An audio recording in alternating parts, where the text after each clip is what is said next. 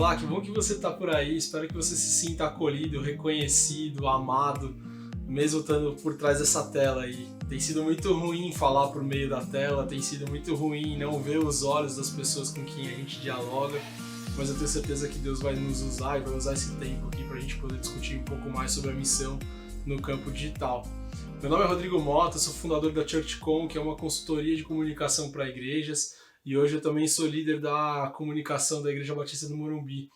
E eu quero te conduzir numa discussão que eu tenho certeza que é bastante polêmica, principalmente nesse tempo da pandemia, que é te perguntando se existe uma igreja digital. Você acha que existe? Você acha que é possível existir uma igreja digital? Eu tenho certeza que no final desse tempo aqui você vai ter algumas percepções, algumas teorias e algumas sensações que vão ser importantes para você colocar a tua igreja dentro desse campo digital, desse campo missionário digital, e com qualidade, com técnica, com estratégia, e eu tenho certeza que você vai fazer um grande trabalho para conquistar vidas e anunciar o reino de Jesus. Nesse período a gente passou por uma transição muito engraçada, talvez a gente tenha evoluído 6 anos em 6 meses na adoção digital. A gente saiu do ostracismo digital ao dilema das redes sociais, ao dilema do hiperuso.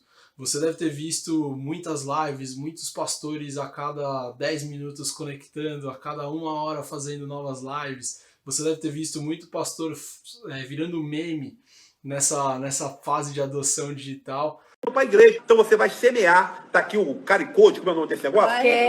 QR Code, será que negócio é esse aí? Bota ali para o pessoal verem. Assim não, ele tá vendo? Aí bota clicar aí, então clica aí. Eu não tô vendo nada lá. E eu tenho certeza que você deve estar cansado, como eu abri aqui, cansado desse mundo das telas, desse mundo da distância, e preocupado também com o que vai ser o retorno, como que vai ser a volta das pessoas, será que a igreja vai continuar existindo? Deve ter uma série de perguntas. E eu acho que essa série de perguntas, elas vêm dessa adoção extrema que a gente teve. A gente talvez tenha super usado esse meio digital, mas sem as técnicas, sem a estratégia necessária, sem o conhecimento necessário para tomar proveito desse mundo digital. É engraçado que durante a pandemia o uso das redes sociais cresceu 112%, segundo uma fonte muito interessante que é a Akamai, é um servidor, é um fornecedor de inteligência e servidor para sites grandes nas redes sociais. 112% é a gente dobrar o nosso uso, que já era gigantesco. O uso do brasileiro nas redes sociais e principalmente da internet é de 9 horas por dia. Nós somos top 1 no consumo de internet por dia. E é engraçado que a gente é top 1 nesse consumo de internet diário, mas a gente não usa a internet como ela tem sido proposta, como ela tem sido colocada no contexto, como uma ferramenta de facilitação da vida, como uma ferramenta de otimizar tarefas. Nós brasileiros, nós usamos a internet como um ambiente relacional, a gente tem transferido as nossas relações para o ambiente digital. E isso é uma discussão que os especialistas, como a Elizabeth Albright, lá da Paris School of Business, ela falava que em 2025 a gente começaria a perder a noção de quando os nossos relacionamentos começam no ambiente offline e quando eles começam no ambiente digital, por exemplo. A gente não teria mais essa sensação de barreiras. E eu acho que a gente começou a desfrutar disso já. Já tinha começado pré-pandemia, mas agora muito mais. A gente não sabe quando começou uma conversa no WhatsApp, quando ela começou, ou se ela começou, por exemplo, num tete-a-tete, no físico, no encontro, num café. E isso tem sido muito ruim. A gente partiu para uma solução digital para a nossa vida que ela tem se mostrado rasa, ela tem se mostrado difícil de conduzir os relacionamentos. E você imagina que essa é a tendência daqui para frente, segundo esses especialistas. Então eu queria te mostrar um vídeo que mostra um pouco do contexto da nossa vida hoje, de como a internet é pensada para nos oferecer, como a tecnologia, na verdade, mais do que a internet, ela é pensada para nos oferecer um estilo de vida mais cômodo, mais otimizado. Ela é pensada para nos ajudar na questão da otimização do tempo. Dá uma olhada nesse vídeo. This is the cat that drank the milk and let in the dog that jumped on the woman who brewed the coffee. Brew coffee. That woke the man who was late for work. All right. I gotta go. And drove the car Driverless mode engaged. that found the parking spot Find parking space. Parking space found. that alerted the door that opened the control room, Hey, Bob. that secured the data, that directed the turbines, that powered the sprinklers, that watered the grass, that fed the cow, that made the milk, that went to the store, that reminded the man to buy the milk, that was poured by the girl who loved the cat, that drank the milk. The Internet of Everything is changing everything. Cisco, tomorrow starts here. Eu mostro esse vídeo desde 2013 ou 14 nas minhas palestras. Esse vídeo é feito em 2012. E ele apontava para um futuro que já existe. É um futuro que a tecnologia interfere na nossa vida para otimizar o nosso tempo, para rentabilizar as nossas atividades e para substituir algumas ações que nós humanos não precisamos fazer, a tecnologia poderia nos fazer. Para quem viu o filme Social Dilemma, deve estar entendendo um pouco mais, conectando o que a tecnologia espera na nossa vida, o que ela oferece, na verdade, para a nossa vida e o que ela espera em troca, que são esses dados, os nossos hábitos de consumo, nosso gatilho de compra, na verdade, né? Nosso jeito de ser consumidor, é isso que ela espera da gente. E no final das contas, o que acontece é que a tecnologia vai entrando num lugar que é parecido com o do sagrado. Ela vai fazendo parte da nossa vida num contexto tão amplo que a gente não consegue mais viver sem ela. E é engraçado também que, se você for observar essa transformação do tempo, veja, esse vídeo é de 2012 e a gente está em 2020. Essa transformação do tempo vai sendo muito rápida. Se a gente olhar a tecnologia inicial, que era o fogo, até o celular, o tijorola, demorou muito tempo, passando pela prensa, passando por muitas outras tecnologias, energia elétrica, coisas do tipo. Do tijorola para os iTudos, o iWatch, eu tô olhando tudo, dói tudo, né? Demorou muito pouco tempo. E a gente vai colocando a tecnologia cada vez mais num espaço do sagrado. E essa transformação vai nos deixando cada vez mais caóticos no pensamento, na atenção e no consumo das coisas como um todo, do consumo da vida. E quando eu falo que a tecnologia vai entrando num lugar difícil, quando a gente coloca nessa perspectiva da otimização, da terceirização da nossa vida para ela, é que se você pegar o Salmo 139, quando Davi conta os atributos de Deus, de onisciência, onipresença, onipotência, a gente vê que a tecnologia hoje consegue emular exatamente essas mesmas características. E ela também está entrando nesse lugar do sagrado, e isso é um perigo gigantesco. Quando eu pergunto se existe uma igreja digital, é porque a gente precisa olhar para esse contexto. Existe uma igreja digital quando a gente coloca o digital no lugar do sagrado? Existe uma igreja digital quando a gente perde a noção que a gente tem uma função relacional como igreja no mundo? Existe uma igreja digital assim?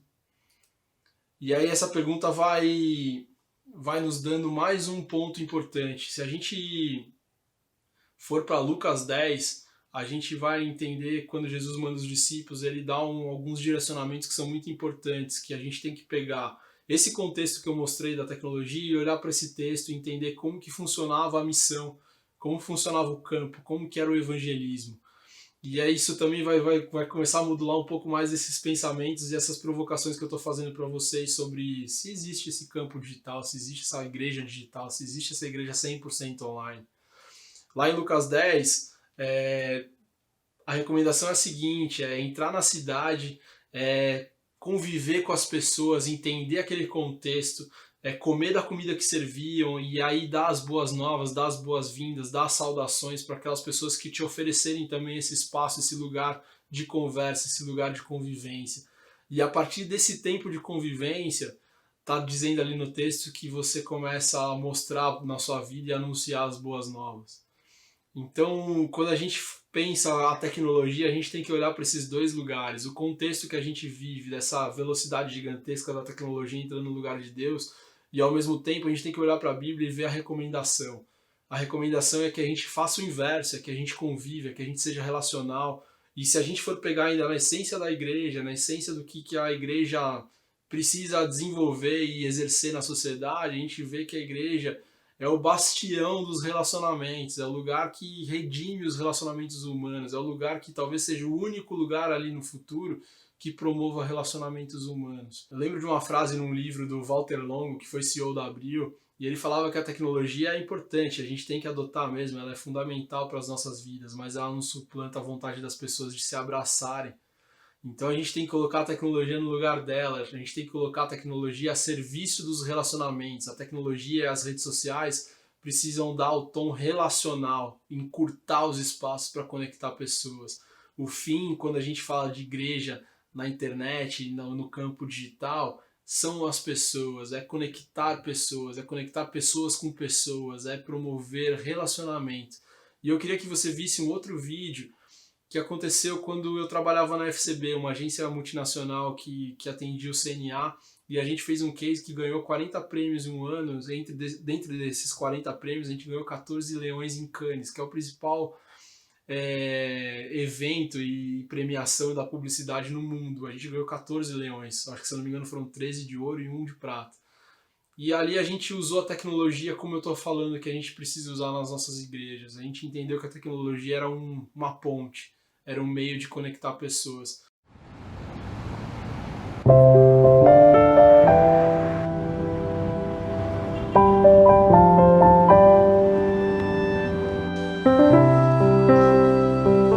Not all of our students have the chance to travel abroad and to interact with native speakers of English.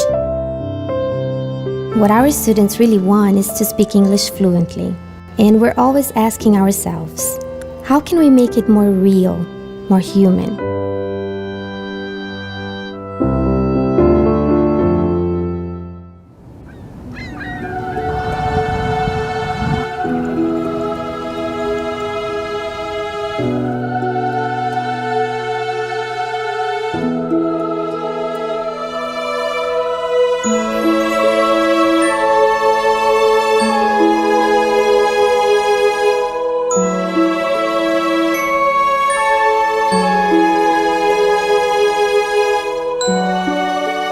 We created a tool that connects our students with seniors in the USA living in retirement homes.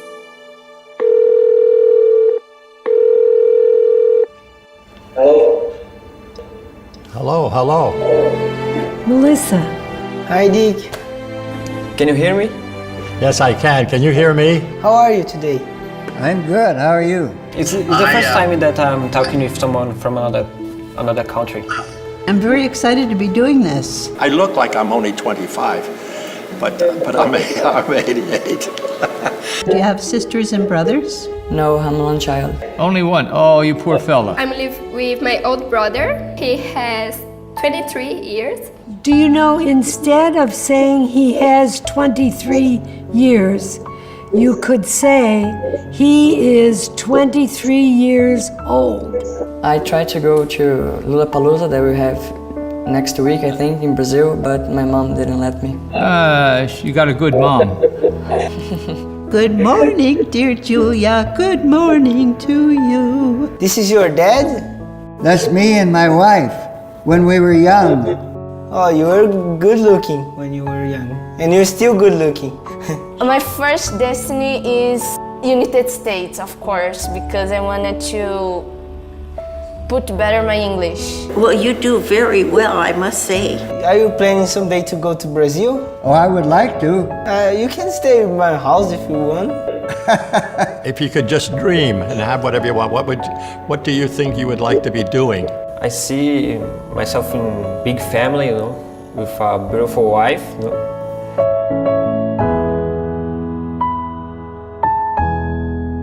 I want to thank you for this change of experience, You are incredible. Obrigado. You are my new granddaughter, and I love you. I love you too. And if you were here, I would give you a big hug. Oh yeah, let's hug. Oh. Bye. Bye.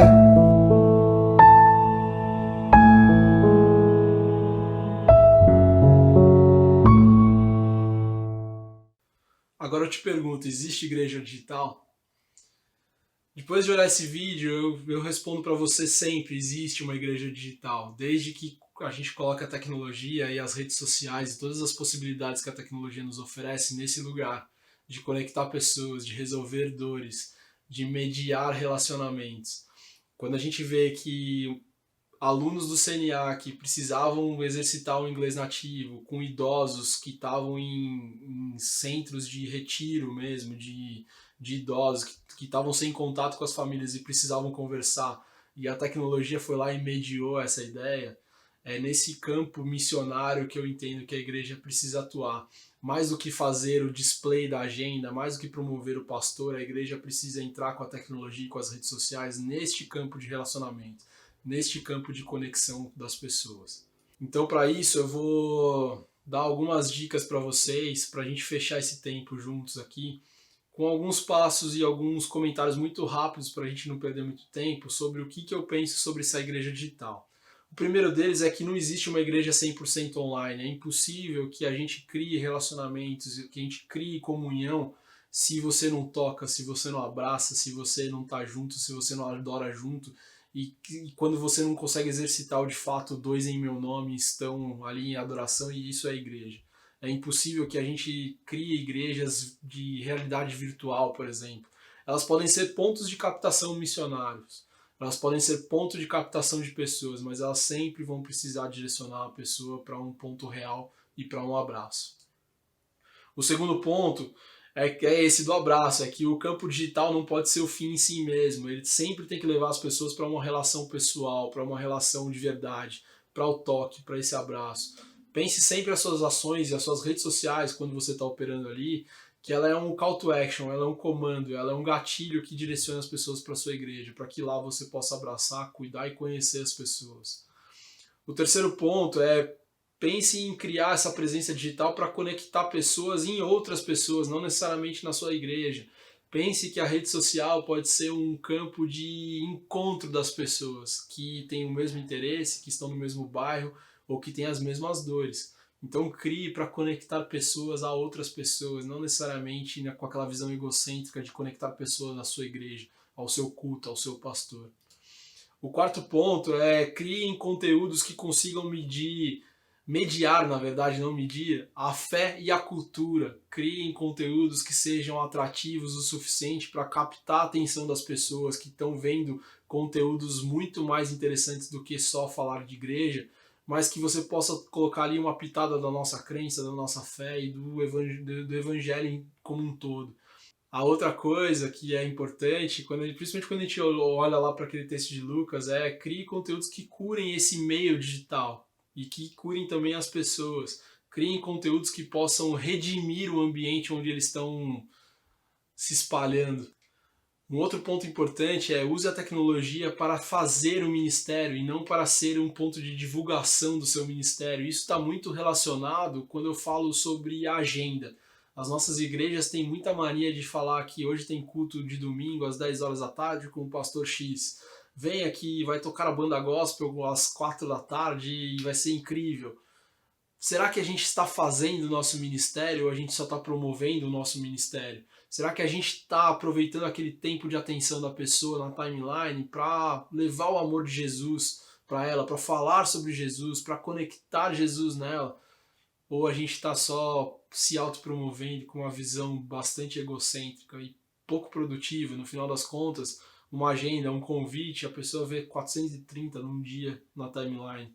Uma outra coisa importante quando a gente está falando sobre a igreja digital e o ministério digital está em você promover o que de fato você é, não criar uma essência, não pensar que a sua igreja é a Hillsong, não criar imagens que não são da sua igreja. Vender uma verdade é importante para que a pessoa conecte-se com aquela verdade e quando ela for para o ambiente físico, ela veja que aquilo de fato que ela foi tocada, que ela foi persuadida nas redes sociais, de fato acontece na realidade. Outra coisa importante quando eu falo de igreja digital e campo missionário digital é que ele é um campo que estica o domingo. A gente precisa pensar que a igreja é muito mais que o domingo.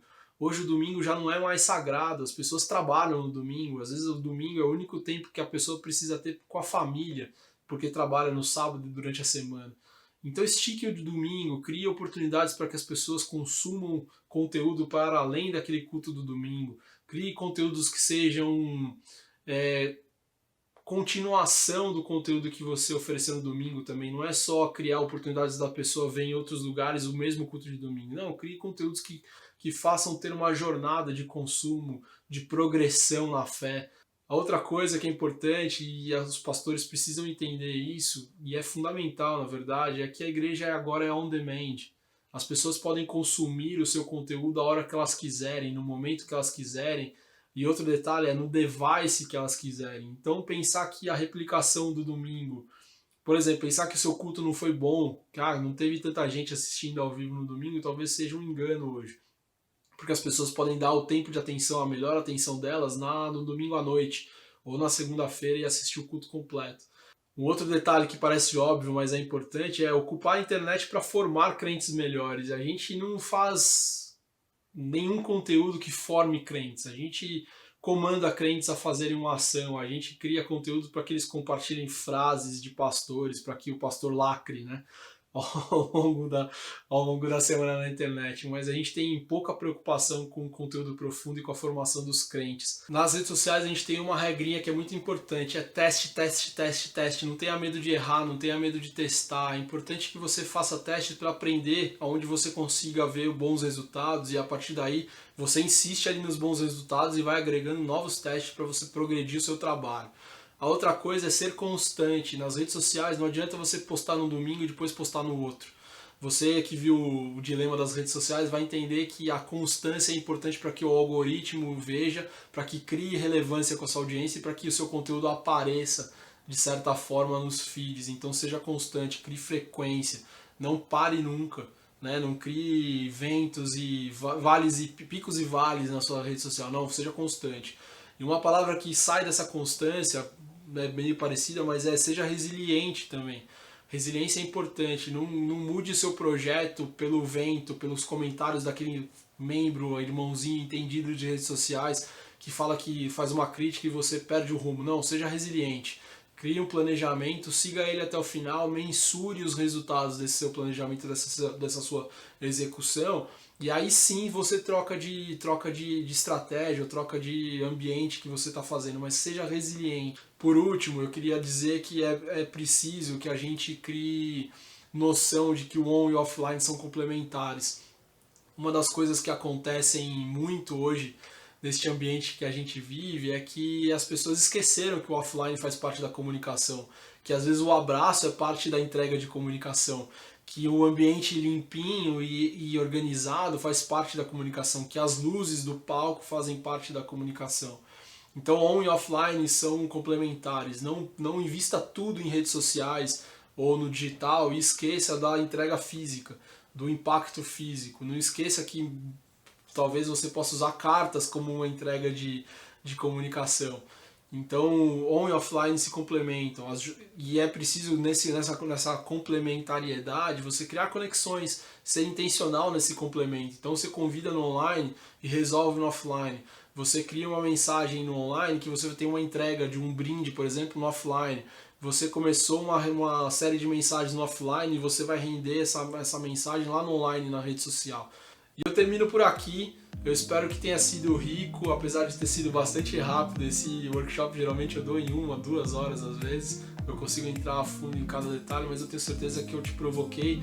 E eu espero que você tenha a clara noção de que sim, é possível ter uma igreja digital, desde que a gente encare essa igreja digital como campo de missão, como campo de conexão, como um campo de pontes que a gente está criando entre as pessoas e outras pessoas, entre as pessoas da nossa igreja, entre as pessoas e Jesus, que é o mais importante. Deus te abençoe e a gente se vê por essas jornadas, de preferência offline.